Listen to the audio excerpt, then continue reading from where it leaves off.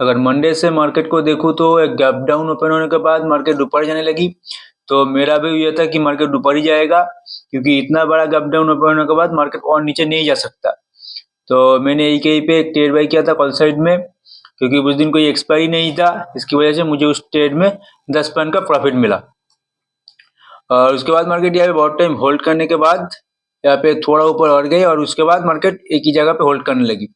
तो हालांकि उस दिन मैं यही कहीं पे एग्जिट कर दिया था, और मुझे उस दिन 10 पॉइंट का प्रॉफिट मिला, और सेकंड टाइम मैंने कोई भी ट्रेड बाई नहीं किया। ट्यूसडे को देखूँ तो मार्केट एक फिर से गैप डाउन ओपन हुआ। ओपन होने के बाद मार्केट सीधा नीचे आने लगी। तो इस दिन मेरा व्यू था कि मार्केट थोड़ा नीचे जा सकता है, क्योंकि एक्सपायरी था, एक्सपायरी में भी प्राइस उतना ज़्यादा इंक्रीज नहीं हो रहा था। इसकी वजह से मुझे उस दिन बहुत ज़्यादा प्रॉफिट नहीं हुआ, उस दिन मुझे लॉस ही हुआ, क्योंकि गैप डाउन ओपन होने के बाद जब मार्केट नीचे आने लगी तब प्राइस बहुत हाई था, और मैंने हाई पे बाई किया था। हाई पे बाई करने की वजह से मुझे थोड़ा लॉस हुआ। और वेडनेसडे को देखूँ तो मार्केट स्टार्टिंग में एक अच्छा खासा मोमेंटम दिया। ये जो अच्छा खासा मोमेंटम दिया स्टार्टिंग में पुट साइड में, और उसके बाद मार्केट पूरा दिन एक ही जगह पे होल्ड करने लगी, क्योंकि उस दिन कोई एक्सपायरी नहीं था, और मुझे ऐसा नहीं लगा कि मार्केट इस इतना नीचे आने के बाद और नीचे आ सकता है। तो इसकी वजह से मैंने ये पे कोई भी ट्रेड बाई नहीं किया। हालांकि अगर पुट साइड में कोई भी ट्रेड बाई कर भी लिया होता तो या तो छोटा सा प्रॉफिट होता, नहीं तो लॉस ही होता, क्योंकि मार्केट एक ही जगह पे बहुत टाइम होल्ड करने लगी।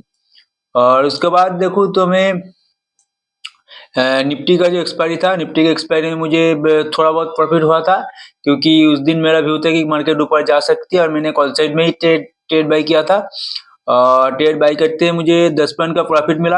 हालांकि उस दिन मार्केट इतना ऊपर गया था, 20 या 25 पॉइंट का प्रॉफिट मुझे मिल जाता, लेकिन मैं उतना ले नहीं पाया, मुझे सिर्फ 10 पॉइंट का ही प्रॉफिट मिला, और एक छोटा सा प्रॉफिट लेके मैं निकल गया। और होल्ड करता तो 20 या 25 का प्रॉफिट मिल जाता। लेकिन उसके बाद मार्केट बहुत टाइम एक ही जगह पे होल्ड करने के बाद थोड़ा और ऊपर गए थे, लेकिन मार्केट उस दिन और ऊपर नहीं गए थे, फिर नीचे आने लगी। जितना ही मार्केट ऊपर गए थे उतना नीचे भी आ गई। तो मैंने पुट साइड में कोई भी ट्रेड बाई नहीं किया। हालांकि बाई भी कर लिया होता तो पुट साइड में भी एक अच्छा खासा प्रॉफिट मिल जाता, लेकिन मैंने ऐसा नहीं किया। स्टार्टिंग में ही कॉल साइड में एक ट्रेड बाई किया, तो उसमें मुझे 10 पॉइंट का प्रॉफिट मिला। थोड़ा होल्ड करता तो फिर थोड़ा और ज्यादा प्रॉफिट मिल सकता था, लेकिन मैं 10 पॉइंट का प्रॉफिट लेके निकल गया। और फ्राइडे को देखूँ तो मार्केट एक अच्छा खासा गैप अप ओपन होने के बाद मेरा व्यू था कि कॉल साइड में मार्केट और ऊपर जा सकता है, लेकिन उस दिन ऐसा नहीं हुआ। तो देखा जाए तो मेरा फ्राइडे को भी थोड़ा लॉस ही हुआ, क्योंकि मेरा व्यू था कि मार्केट ऊपर जाएगा, लेकिन उसके बाद मार्केट नीचे आए और एक ही जगह बहुत टाइम होल्ड किया।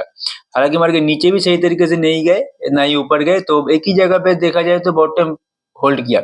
और क्योंकि कोई एक्सपायरी नहीं था, प्राइस भी बहुत ज्यादा ना ही इंक्रीज हो रहा था ना ही डिक्रीज हो रहा था, तो इसकी वजह से मुझे थोड़ा बहुत लॉस ही हुआ फ्राइडे को।